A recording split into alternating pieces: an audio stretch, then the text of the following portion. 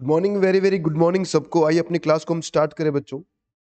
और आज हमें एक नया चैप्टर स्टार्ट करना है यहाँ पर। जितना मुझे बताना था आपको चैप्टर फर्स्ट में, वो मैंने कंप्लीट कर दिया है। अब इसके आगे की कहानी हम पढ़ने जा रहे हैं। ठीक है, तो चलिए अगला चैप्टर नंबर 2 है हमारा। लिखना स्टार्ट करो मेरे साथ साथ। गुड मॉर्निंग भावना, गुड मॉर्निंग मिकी। लिखिए बच्चों, चैप्टर का नाम है रेजिडेंशियल स्टेटस।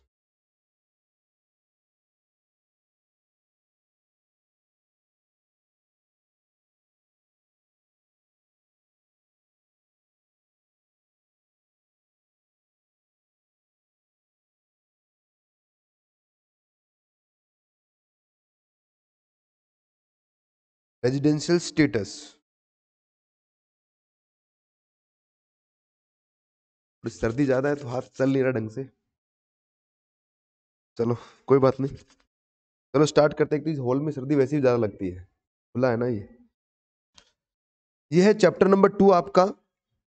ये चैप्टर नंबर 2 है बच्चों आपका। और ये चैप्टर आपका मिनिमम 5 मार्क्स के लिए एग्जाम में पूछा जाता है। कम से कम 15 नंबर का आएगा ही आएगा। वैसे बता दूं, इस चैप्टर के अंदर 2 पार्ट है बच्चों। इस चैप्टर नंबर 2 के 2 पार्ट हैं। और अब मैं क्या करने वाला हूं, मैं आपका चैप्टर नंबर फर्स्ट में कुछ क्वेश्चंस भेजने वाला हूं बच्चों आप लोगों को। समझ आई बात मैं क्या बोल रहा हूं?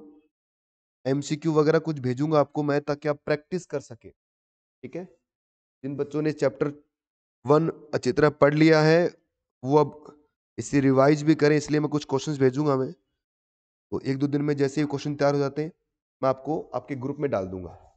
तो वहां से आप थोड़ा प्रैक्टिस कर लेना, ताकि टेस्ट वेस्ट जब हो आपका तो प्रॉब्लम ना आए। तो यहाँ पर है रेजिडेंशियल स्टेटस, चैप्टर नंबर 2 है। इसके 2 पार्ट है बच्चों। एक पार्ट में हम देखेंगे, ये पार्ट 1 है हमारा, पार्ट 1,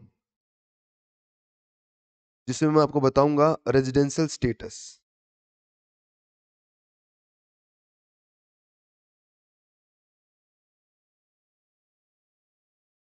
और पार्ट 2 में पढ़ेंगे हम स्कोप ऑफ टोटल इनकम।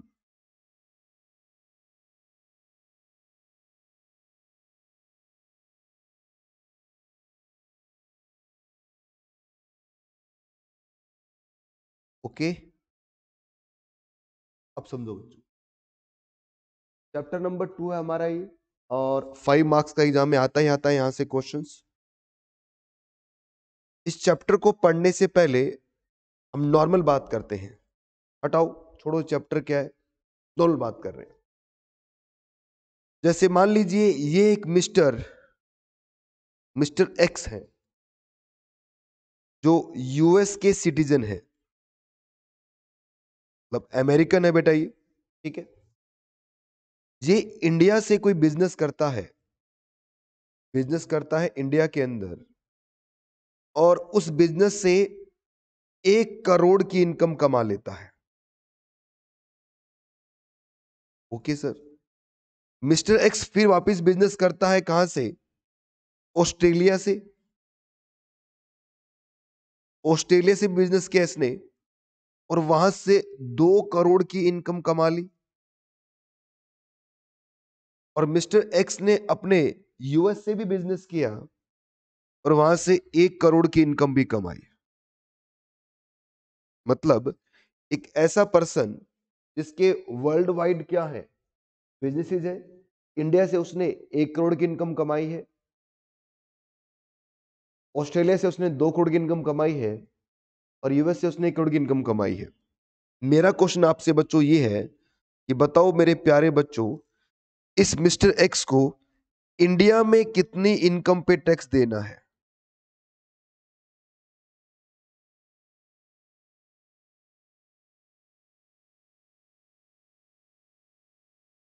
फिर समझो, एक मिस्टर एक्स है जो इंडिया से 1 करोड़ की इनकम कमाता है, ऑस्ट्रेलिया से 2 करोड़ की इनकम कमाता है, और यूएस से 1 करोड़ की इनकम कमाता है। मेरा क्वेश्चन आपसे ये है कि मुझे ये बताइए बच्चों कि उसे इंडिया में कितनी इनकम पे टैक्स देना है? मिक्की ने कहा 1 करोड़, राघव भी कह रहे हैं 1 करोड़। लगभग सब बच्चों ने 1 करोड़ का आंसर दिया है, जो परफेक्टली सही है।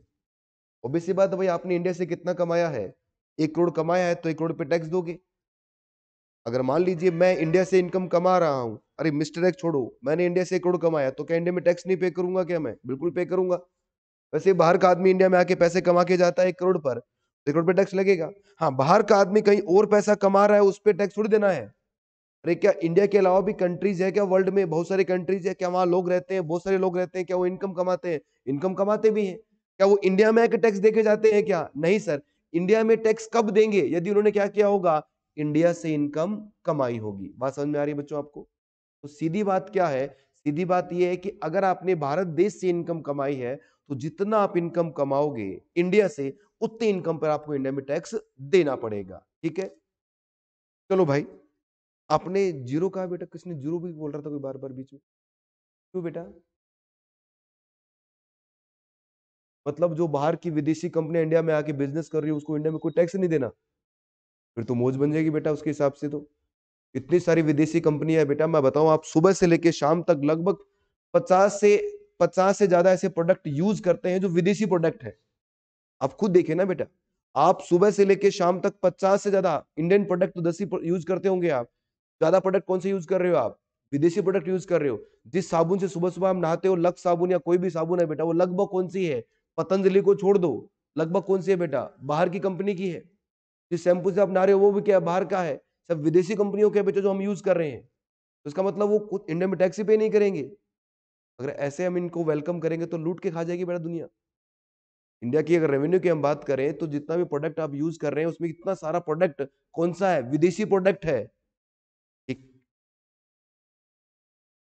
चलिए अब आगे बढ़ते हैं बेटा। मुझे बताओ, अगर मान लीजिए इस मिस्टर एक्स जो यूएस के सिटीजन है, इसकी जगह हो जाता मिस्टर राम, ये सिटीजन कहां का हो जाता? अब इंडिया का। अब बताओ मेरे प्यारे बच्चों, उसे इंडिया में कितनी इनकम पे टैक्स देना पड़ता? जल्दी जल्दी बताइए। कितने करोड़ पर? 4 करोड़ पर। बिल्कुल परफेक्टली सही बोला सब बच्चों ने कि वो अब कितने पर टैक्स पे करेगा? 4 करोड़ पर। इससे एक छोटा सा कंसेप्ट निकल के आया बेटा। अब मेरे साथ साथ सभी बैठे बच्चों देखो, एक कंसेप्ट क्या निकल के आया कि अगर आप रेजिडेंट हैं, अगर आप क्या है? रेजिडेंट हैं, तो आपकी चाहे इंडियन इनकम हो,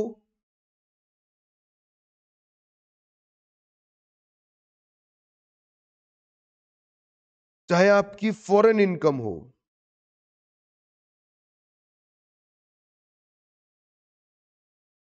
इन दोनों इनकम पे टैक्स कहां लग जाएगा? इंडिया में टैक्सेबल हो जाएगा। बात समझ में आई बच्चों? बट यदि आप एक नॉन रेजिडेंट हैं,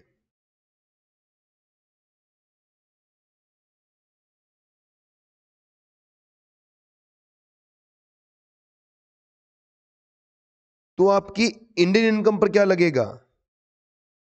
इंडिया में टैक्स लगेगा। बट आपकी फॉरेन इनकम पर इंडिया में टैक्स नहीं लगेगा। ठीक है, अगर इसको मैं उल्टा लिखूं कि इंडियन इनकम पे टैक्स कब देना पड़ता है? अब चाहे आप रेजिडेंट हो या फिर नॉन रेजिडेंट हो, दोनों ही केस में इंडियन इनकम पे टैक्स देना पड़ता है। और फॉरेन इनकम की अगर हम बात करें, तो बताओ बच्चों, क्या आप कब टैक्स पे करोगे आप? यदि आप क्या हो? देखिए, ये जो चैप्टर है बच्चों, ये 2 पार्ट में बटा हुआ है। मत लिखो बेटा अभी, अब लिखवाऊंगा मैं, थक जाओगे लिखते लिखते। अभी स्टार्टिंग हुई है क्लास, तो आपको लग रहा है कि सर बोल रहे हैं वो लिख ले। हम हर एक चीज कवर करूंगा, टेंशन मत ले। कॉपी जो मैं तैयार करवा रहा हूं, बताऊं बेटा ऑनलाइन वालों, आप भी जो सुन रहे हो, उम्मीद करता हूं आप लोग भी लिख रहे होंगे। ये कॉपी आप लिख जरूर रहे हैं, पर ये कॉपी मेरी है जो आपके पास रखी हुई है। इसे मेरे हिसाब से तैयार करने दीजिए। इस कॉपी को मैं तैयार करवाऊंगा बेटा मेरे हिसाब से, तो जो आपके पास रखी जरूर है वहां पर वो, पर ये है मेरी कॉपी डायरेक्ट टेक्स्ट की, इसलिए मोटी कॉपी लगाना, साफ सुथरा लिखना। जो भी नोट्स बनाऊंगा बेटा मेरे हिसाब से बनाओ आप, ठीक है। चलिए इधर देखो बेटा एक बार, रेजिडेंट, अगर आप एक रेजिडेंट है तो आपकी सारी इनकम पे इंडिया में टैक्स लग जाएगा। यदि आप नॉन रेजिडेंट तो कौन सी इनकम पे, सिर्फ इंडियन इनकम पे टैक्स लगेगा। अगर इसको हम उल्टा करके पढ़े तो इंडियन इनकम पर तो चाहे आप रेजिडेंट हो चाहे नॉन रेजिडेंट हो सबको टैक्स पे करना होता है, और फॉरेन इनकम पर किसको टैक्स पे करना पड़ता है, सिर्फ रेजिडेंट को टैक्स पे करना पड़ता है। तो इसका मतलब क्या हो गया, इसका मतलब ये हो गया कि सर इस कौन सी इनकम पर कितना टैक्स लगेगा, कौन सी इनकम पर कितना टैक्स लगेगा, ये डिपेंड करता है सामने वाले का स्टेटस क्या है, कि वो रेजिडेंट है या फिर नॉन रेजिडेंट है। अच्छा सर इसका मतलब क्या हो गया, पहले स्टेप पर आपको क्या पता करना है कि वो रेजिडेंट है या नॉन रेजिडेंट, फिर सेकंड स्टेप पे आप क्या पता करोगे कि कौन सी इनकम पर कितना टैक्स लगने वाला है। ये दोनों स्टेप साथ चलेंगे बच्चों, पर पहले फर्स्ट स्टेप फिर बाद में क्या आएगा, सेकंड स्टेप आएगा। तो हम, अगर मैं नोट्स में दिखाऊं आपको, जो मैंने स्टार्ट किया मैंने क्या लिखा, ये दो पार्ट में पढ़ेंगे हम। पहले हम क्या पढ़ेंगे, रेजिडेंशियल स्टेटस पढ़ेंगे, उसके बाद में क्या पढ़ेंगे हम, स्कोप ऑफ टोटल इनकम। कि मुझे जब तक ये ना पता चले कि सामने वाला पर्सन है क्या, भाई इंसिडेंस ऑफ टैक्स किस पे डिपेंड करता है, सामने वाले के स्टेटस पे डिपेंड करता है। अगर वो रेजिडेंट है तो सारी इनकम टैक्सेबल कर दो, अगर वो नॉन रेजिडेंट है तो कौन सी इनकम, सिर्फ और सिर्फ इंडियन इनकम टैक्सेबल करो। इसलिए क्या करना पड़ेगा मुझे, पहले स्टेटस निकालना पड़ेगा सामने वाले का, कि सर स्टेटस क्या है। बात समझ में आ रही है। तो अब ये चैप्टर हमारे दो पार्ट में बटा हुआ बच्चों, और इसको पढ़ने में भी ऐसे ही हम, पहले पार्ट को मैं आपको रेजिडेंशियल स्टेटस पढ़ाऊंगा, और जब स्टेटस पढ़ा रहा हूं उस समय आपको सेकंड पार्ट के बारे में सोचना नहीं है, सोचोगे तो कंफ्यूज हो जाओगे। और हम सेकंड पार्ट जब पढ़ेंगे तब दोनों पार्ट को एक साथ लेके पढ़ेंगे, ठीक है बच्चों। तो पहले हम पढ़ेंगे पार्ट फर्स्ट, रेजिडेंशियल स्टेटस, लिखो इसके नीचे जो लिखा गया है अंडर सेक्शन 6 के अंदर, और पार्ट 2 बाद में पढ़ेंगे जो लिखा गया है अंडर सेक्शन 5 के अंदर। तो पहले हम पार्ट 1 पढ़ेंगे, उसके बाद पार्ट 2 पढ़ेंगे।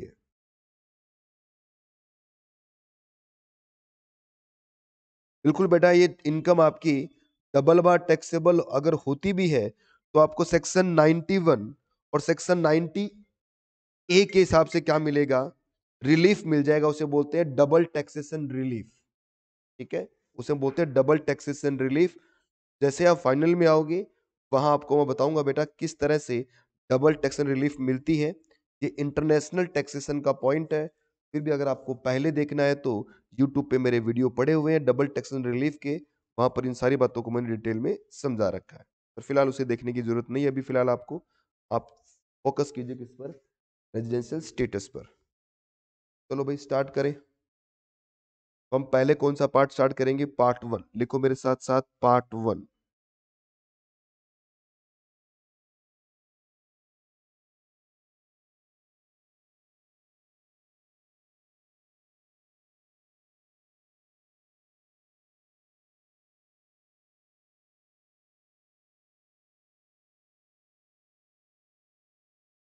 रेजिडेंशियल स्टेटस, बच्चों रेजिडेंशियल स्टेटस को लिखा गया अंडर सेक्शन किसके अंदर, 6 के अंदर।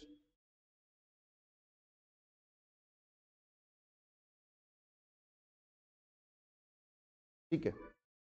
अब रेजिडेंशियल स्टेटस जो आपका है, थोड़ा सा स्पेस बनाना है, इसे यहाँ पे लिखना है, ब्लैक कलर से लिख लेता हूँ मैं तो।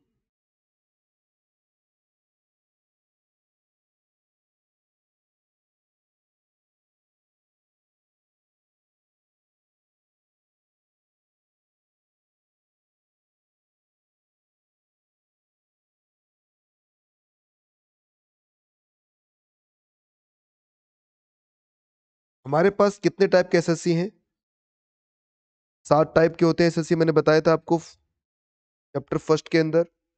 7 एसएससी कौन कौन से होते हैं, आइए फिर से रिवाइज करते हैं हम। सबसे पहला कौन होता है, इंडिविजुअल। दूसरा कौन सा होगा आपका, एचयूएफ। तीसरा कौन सा होगा, एओपी बीओआई। चौथा कौन सा होगा बेटा, फर्म इंक्लूडिंग एलएलपी। पांचवा कौन सा है, कंपनी। छठा कौन सा है बताओ बच्चों? Local authority. और सातवां कौन सा है? AJP, artificial judicial person. जो स्टेटस ऊपर के छैड में नहीं आता वो कहां पर चला जाता है? सातवें वाले में चला जाता है। जो चीज इंडिविजुअल नहीं है, एचएफ नहीं है, ओपी, बीओआई, फर्म, कंपनी या एलए नहीं है, तो वो क्या होती है? एजेपी। जैसे ट्रस्ट हो गया, ट्रस्ट, ट्रस्ट बनते हैं ना बहुत सारे, एनजीओ वगैरह, ये क्या होते हैं? आपके एजेपी माने जाते हैं इनकम टैक्स के अंदर। तो मैं इन सातों के आपको क्या पढ़ाऊंगा? रेजिडेंशियल स्टेटस पढ़ाऊंगा बच्चों। इसमें कमाल की बात क्या है? कमाल की बात यह है कि अगर हम इन सातों की बात करें, इन सातों की बात करें, तो इन सातों को मैं दो पार्ट में डिवाइड करूंगा बच्चों। पूरे के पूरे हमारे दो पार्ट में जाएंगे। सबसे पहला है individual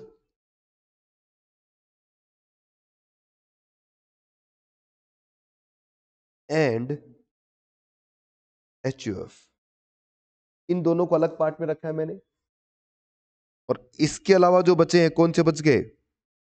company, firm, AOP, BOI,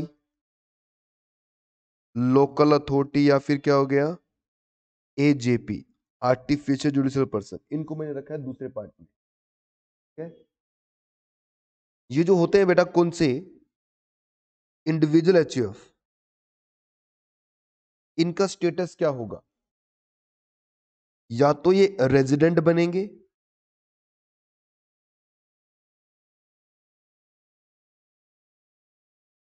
या ये बनेंगे डीम्ड रेजिडेंट,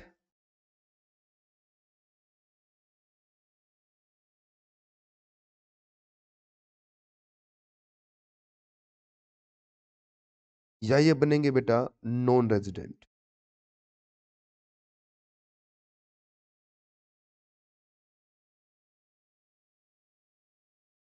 बट यदि रेजिडेंट बन गए, तो रेजिडेंट भी दो टाइप के होते हैं। कौन कौन से? Resident, resident and ordinary resident.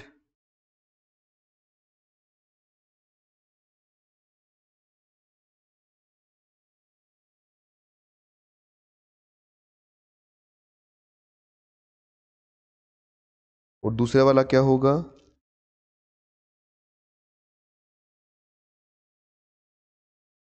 Resident and not ordinary resident.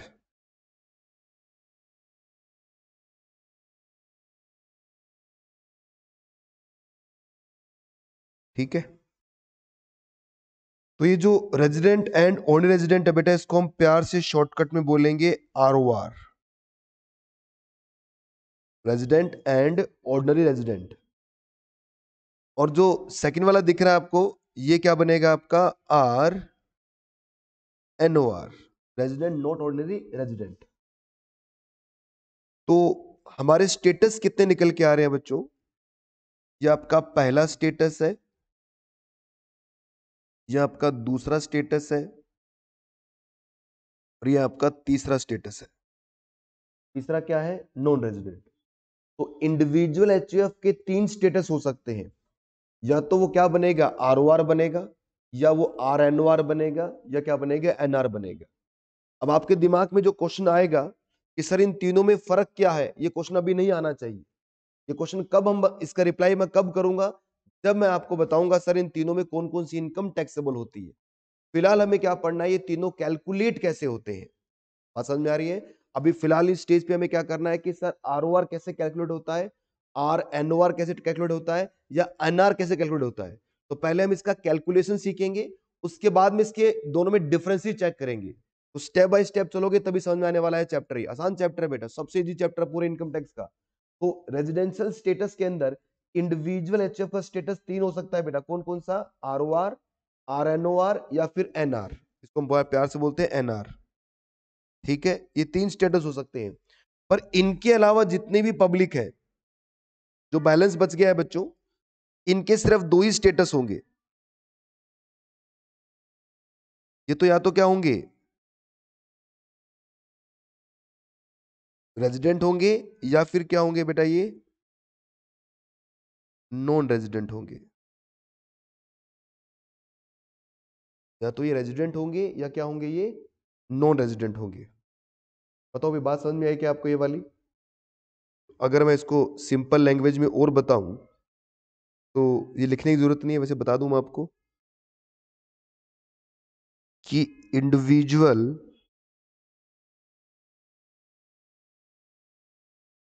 और एचयूएफ के 3 स्टेटस होते हैं।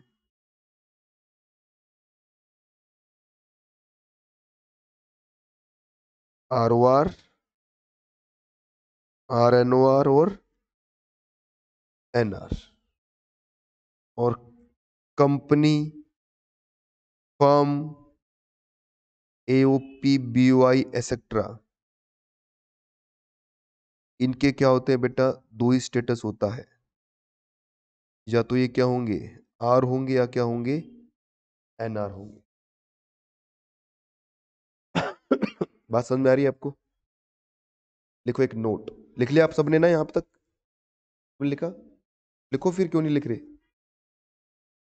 कॉपी करो जल्दी से। लिख लिया?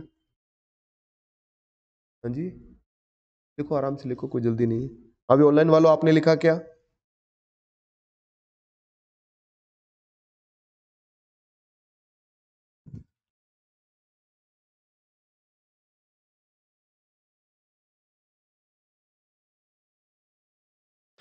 जिन बच्चों ने लिख लिया है वो एक नोट लिखेंगे।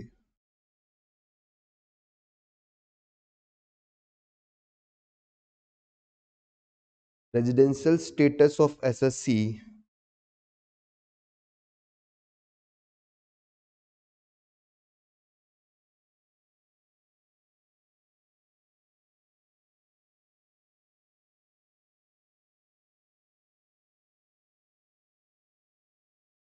SSC must be ascertained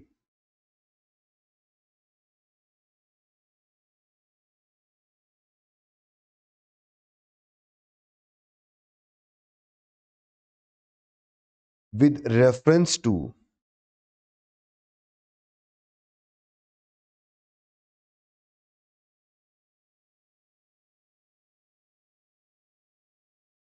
each previous year।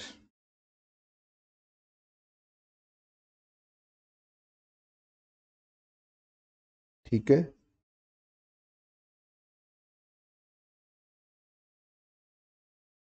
Residential status of SSC must be ascertained with reference to each previous year। मतलब सर, जैसे इनकम को आप हर प्रीवियस ईयर में कैलकुलेट करते हैं ना, वैसे ही रेजिडेंशियल स्टेटस को भी क्या करोगे आप, हर साल कैलकुलेट करोगे।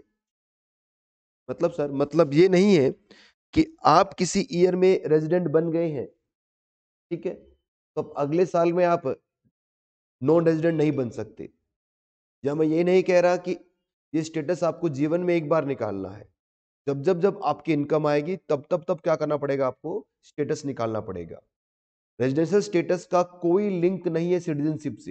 हालांकि मैंने जब एग्जांपल आपको करवाया था, तो पहला एग्जांपल बताया कि मिस्टर एक्स यूएस के सिटीजन है, तो उस केस में मैं आपको ये समझाना चाह रहा था कि बेटा, कि रेजिडेंट की इनकम और नॉन रेजिडेंट की इनकम अलग अलग कैलकुलेट की जाती है। उस एग्जाम्पल का अब इस पूरी कहानी से कोई लिंक मत बिठा लेना, क्योंकि वो एग्जाम्पल सिर्फ मैंने आपके दिमाग को खोलने के लिए यूज किया था, ताकि आप ये पता कर पाए कि हमें 2 तरह की कैटेगरी करके इस चैप्टर को पढ़ना है। सिटीजनशिप अलग चीज होती है बेटा, और रेजिडेंशियल स्टेटस अलग चीज है।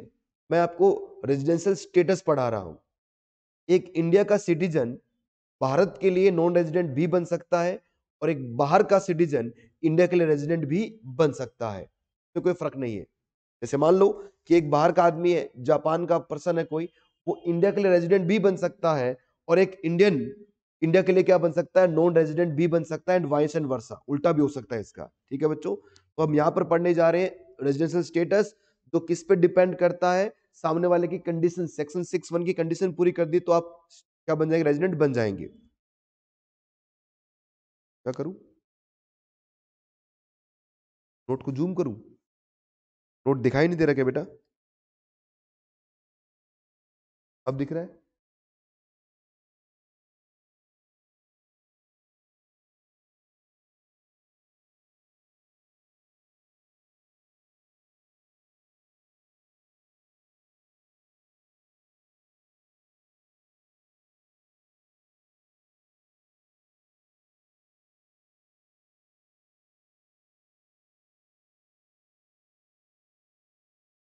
लिख लिया? चलो भाई देखो।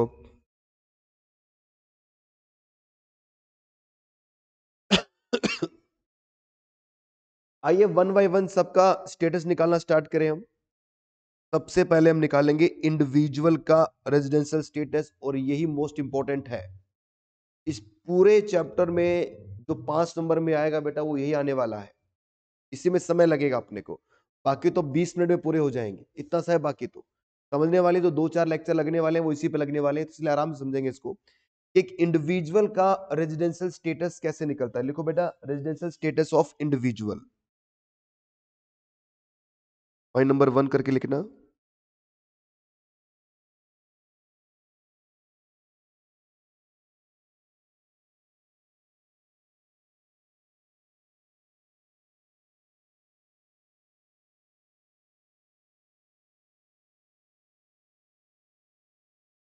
Residential status of individual. Individual कौन होता है बेटा? नेचुरल पर्सन होता है। हमने बात की थी लास्ट क्लास में भी कि नेचुरल पर्सन को हम क्या बोलते हैं? इंडिविजुअल बोलते हैं। तो जितने भी नेचुरल पर्सन है वो सब इंडिविजुअल्स हैं। तो उन इंडिविजुअल्स का रेजिडेंशियल स्टेटस कैसे निकलेगा वो हम देखने जा रहे हैं। चलो भाई करें स्टार्ट। देखना,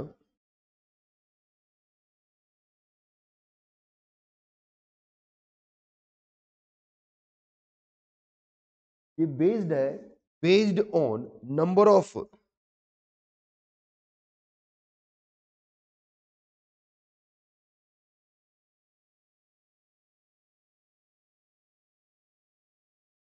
of day stay in India.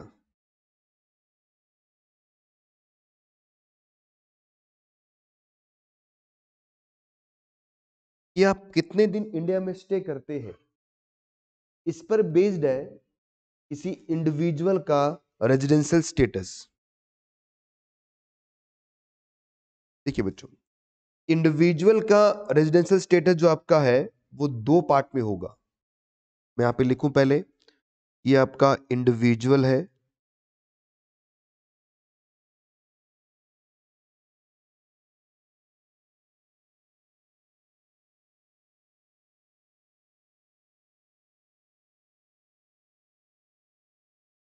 उसका जो रेजिडेंशियल स्टेटस है बच्चों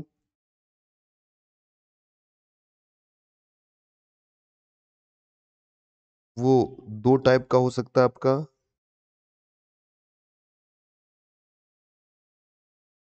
पहले केस में क्या बनेगा? वो रेजिडेंट, या फिर वो क्या बनेगा? Non resident. ठीक है? अगर वो रेजिडेंट है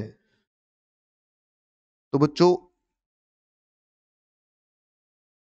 2 टाइप का रेजिडेंट बन सकता है वो। अगर वो रेजिडेंट है तो वो बन सकता है आपका 2 टाइप का रेजिडेंट।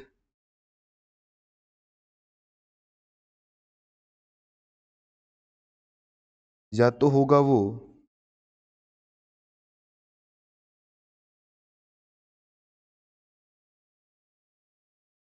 ROR, या होगा वो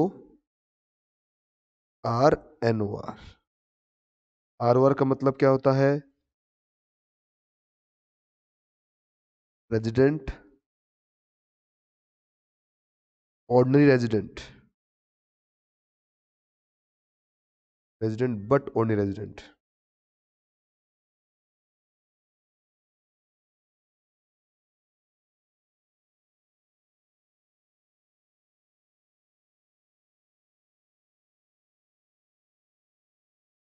ठीक है? और RNOR का मतलब क्या होता है?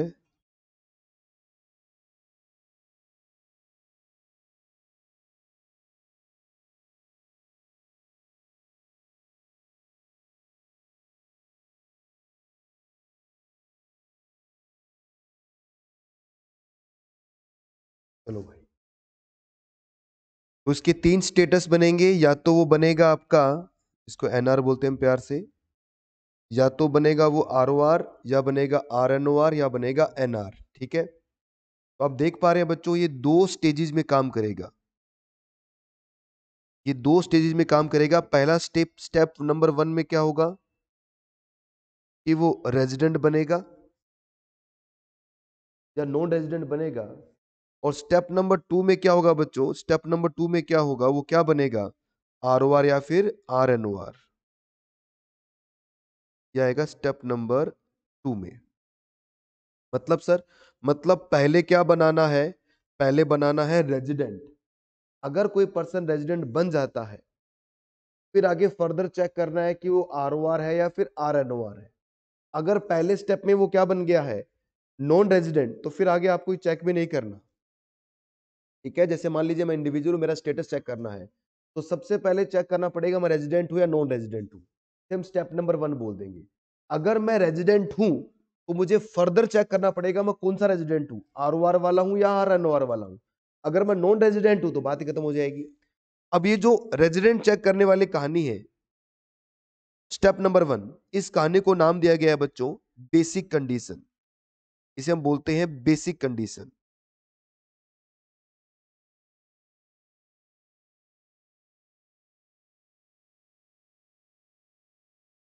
और ये जो स्टेप नंबर 2 है बच्चों, इसे हम बोलते हैं, इसे बोलते हैं बेटा हम एडिशनल कंडीशन।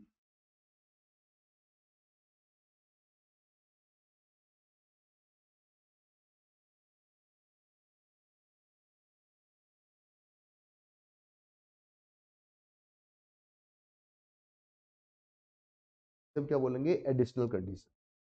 तो अगर आपकी बेसिक कंडीशन पूरी हो जाती है तो आप रेजिडेंट बन जाते हैं, एडिशनल कंडीशन भी पूरी हो जाती है तो आप आरओआर बन जाते हैं। अदरवाइज क्या बनेंगे आप, आरएनओआर। या फिर बेसिक पूरी नहीं कर पाओगे तो क्या बनोगे आप, एनआर बन जाओगे। अभी समझ में आएगा। अब लिखना स्टार्ट करो। अब लिखा आपने, ये डायग्राम बनाया, बना लिया। चलो अब लिखो बच्चों, सबसे पहला basic condition.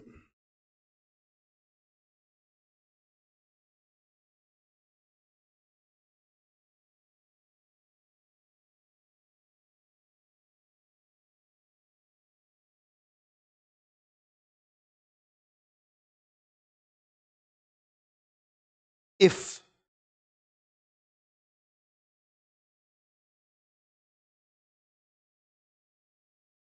individual if individual satisfy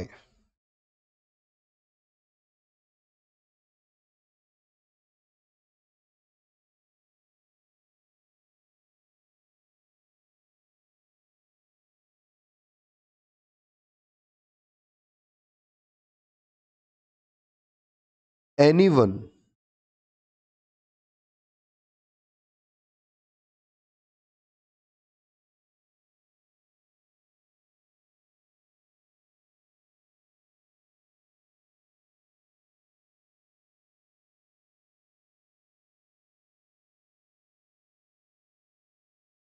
of following condition, if individual satisfy any one of following condition।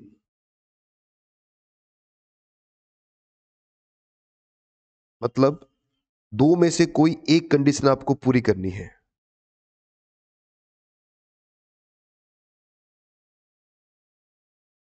क्या है ये, पहली है बेटा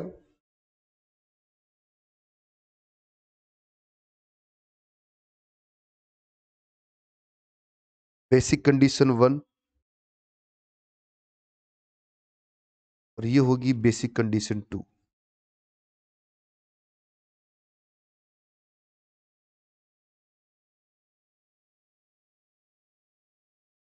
ठीक है भाई, इन दोनों में से कोई भी एक सेटिस्फाई कर दोगे आप, तो आप क्या बन जाओगे, रेजिडेंट बन जाओगे, है ना। ऊपर स्टेप नंबर 1 में आने के लिए क्या बनना पड़ेगा आपको, रेजिडेंट बनना पड़ेगा। तो इन दोनों में से बेसिक कंडीशन क्या बोल रही है, अभी मैं 2 कंडीशन लिखवाऊंगा, इन दोनों में से कोई भी एक पूरी कर दोगे आप, तो आप क्या बन जाओगे, रेजिडेंट। अगर दोनों में से एक भी पूरी नहीं कर पाए आप, तो क्या बनोगे आप, नॉन रेजिडेंट बन जाओगे। ठीक है, दोनों में से एक भी पूरी नहीं कर पाए तो क्या बन जाओगे आप? नॉन रेजिडेंट, अदरवाइज क्या बनोगे आप? रेजिडेंट बनोगे। भाई देखते हैं क्या है सबसे पहली बेसिक कंडीशन हमारी। लिखो बेटा पहली basic condition, individual has been in India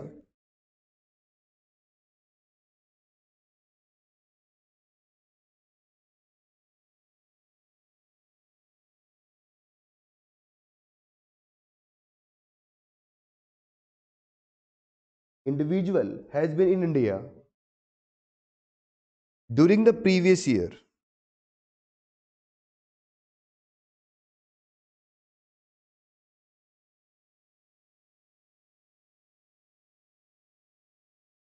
during the previous year for total period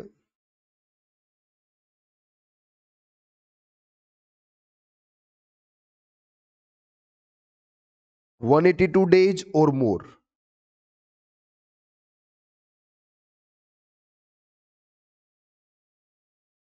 अगर कोई भी इंडिविजुअल इंडिया में 182 दिन या उससे ज्यादा रह जाता है तो वो क्या बन जाएगा बच्चों?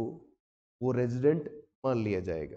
जैसे मैं मेरी बात करूं, अगर भारत में मैं 182 दिन से ऊपर स्टे कर जाता हूं, individual has been in India during the previous year for total period 182 days और मोर, तो इसका मतलब मेरी बेसिक कंडीशन पहली पूरी मान ली जाएगी और मैं क्या बन जाऊंगा बच्चों? रेजिडेंट बन जाऊंगा। अब मैं कौन सा रेजिडेंट बनूंगा वो अलग बात है बेटा, पर फिलहाल मैं रेजिडेंट मान लिया जाऊंगा। अगर मैं इसको छोटा सा डायग्राम में डाल के दिखाऊं आपको, तो ये है मेरा प्रीवियस ईयर। बताओ प्रीवियस ईयर स्टार्ट कब होगा? 1 अप्रैल 2021 से, और एंड कब होगा? 31 मार्च 2022 को। इस पूरे प्रीवियस ईयर में अगर मैं 182 डेज और मोर स्टे कर जाता हूं, सर स्टे मतलब आपको कंटिन्यू करना है क्या? नहीं बेटा, कंटिन्यू नहीं करना, आ जा सकता हूं, अभी कैलकुलेट करके देखेंगे अपन, ठीक है ना। पहले मैं आपको कंडीशंस लिखवा रहा हूं। 182 डेज और मोर स्टे करके आप,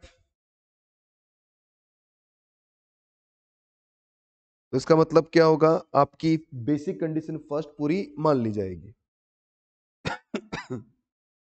नहीं बेटा कंटिन्यू नहीं है, अभी बात करेंगे भावना, अभी कैलकुलेट करके दिखाऊंगा आपको मैं। पहले एक बार कंडीशंस लिखो आप। ये बात करते हैं सेकंड कंडीशंस की। बेसिक कंडीशन नंबर 2 लिखो, इंडिविजुअल, ये थोड़ी बड़ी है,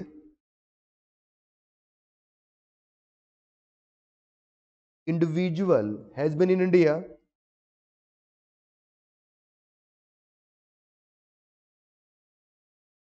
इन India during four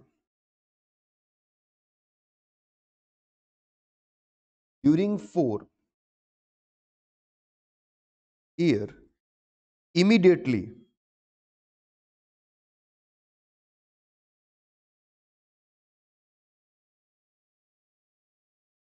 immediately preceding previous year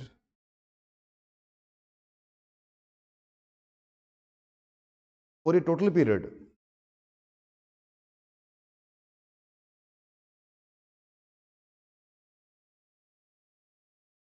for a total period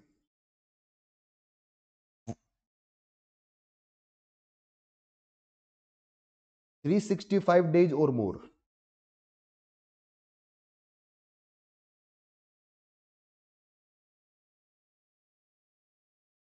365 days or more, and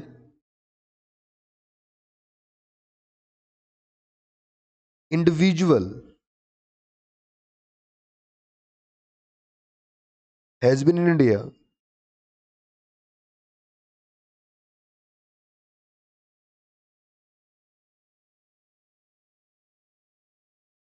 during the previous year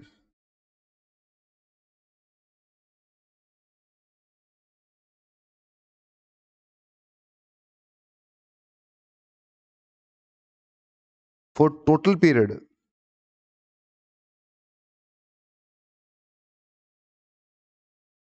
60 days or more।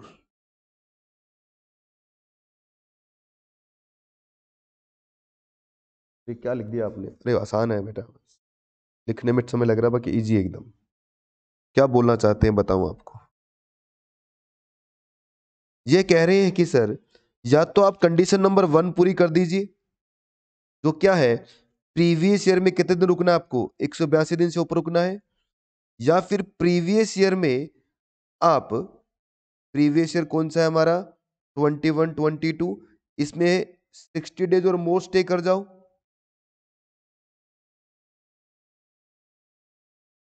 और मोर स्टे कर जाओ बच्चों। और इसके पीछे के 4 प्रीवियस ईयर, ये पीछे के 4 प्रीवियस ईयर है बेटा, पीछे के 4 प्रीवियस ईयर। जैसे यहाँ की बात करूं तो ये 20 हो गया, ये 19 हो गया, ये आपका 18, और ये क्या हो गया 17। तो ये 1, ये 2, ये 3 और ये 4। तो इन पूरे 4 प्रीवियस ईयर में अगर आप कितने दिन, 365 डेज और मोर स्टे कर जाओ,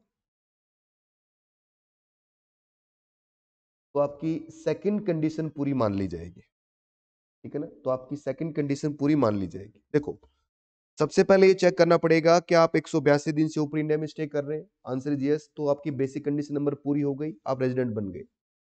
पता चला नहीं सर हम 182 दिन से ऊपर स्टे नहीं कर रहे, तो आपको सेकंड कंडीशन भी देखनी पड़ेगी, क्या आपने प्रीवियस ईयर में 60 डेज और मोर स्टे किया है क्या? आंसर आ रहा है यस सर, हमने प्रीवियस ईयर में 60 डेज और मोर स्टे कर रखा है। तो इसका मतलब क्या होगा, इसका मतलब ये होगा कि अब ये भी चेक करो कि उसके पीछे के 4 साल के अंदर क्या आप 365 डेज और मोर स्टे करके आए हो क्या? आंसर इज यस सर, हम उसके पीछे के 4 साल में 365 डेज और मोर स्टे करके आ गए, तो इसका मतलब आपकी अब बेसिक कंडीशन नंबर 2 पूरी हो जाएगी।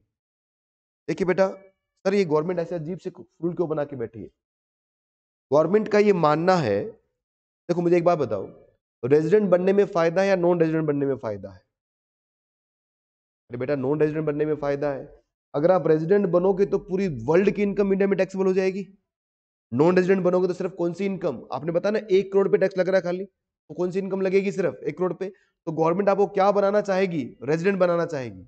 इसलिए गवर्नमेंट ने क्या बोला, पहला जाल क्या फेंका, 182 दिन से ऊपर अगर इंडिया में रह गए आप, तो हम क्या बना देंगे, आपको रेजिडेंट बना देंगे। और यदि आप नहीं रहे हैं तो फिर गवर्नमेंट क्या बोल रही है, ठीक है, तो 60 दिन से ऊपर इंडिया में रह गए और पिछले 4 साल में कितनी बार 365 डेज और मोर इंडिया में स्टे करके आप, तो हम क्या मान लेंगे, आपको रेजिडेंट मान लेंगे। जैसे मैं मेरी बात करता हूं, मान लो मैं जापानीज हूं और इंडिया के अंदर मैं 100 डेज के लिए आता हूं, मैं एक जापानीज हूं और 100 डेज के लिए इंडिया में आता हूं, और ये पिछले 5 साल से ऐसा कर रहा हूं मैं। तो मैं आपसे पूछता हूं, बताओ मेरा स्टेटस क्या है, रेजिडेंशियल स्टेटस क्या है?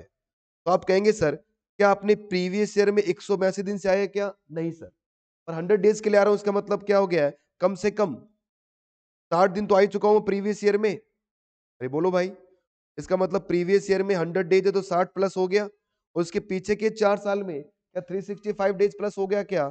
यस सर, 100 मल्टीप्लाई 4 कितना हो गया है, 400 डेज। मुझे कितना चाहिए, सिर्फ 365 डेज। इसका मतलब मैं क्या बन जाऊं, इंडिया के लिए रेजिडेंट बन चुका हूं। तो 2 कंडीशन है बच्चों, पहली कंडीशन 182 दिन से ऊपर रह लो आप, दूसरी कंडीशन क्या है कि अगर 182 दिन से ऊपर नहीं है आप, तो पिछले 60 और 365 डेज। ठीक है बच्चों, अभी बात करेंगे वैसे कैसे दिन, कैसे काउंट करने हैं, कैसे दिन निकलते हैं, ये सारी बात हम करेंगे। हाँ बिल्कुल, 2 का हो सकता है, 3 का हो सकता है, 4 का हो सकता है बेटा, क्योंकि इंडिया का कानून अलग है, वहां का कानून अलग है। सिटीजन नहीं हो सकता बेटा, एक का सरेंडर करना पड़ेगा आपको। ये इनकम टैक्स के हिसाब से आप 4 जगह भी बन सकते हैं रेजिडेंट, उससे फर्क नहीं पड़ता। ठीक है, तो आज के लिए इतना ही, मिलता है अगली क्लास में, तब तक के लिए बाय बेटा।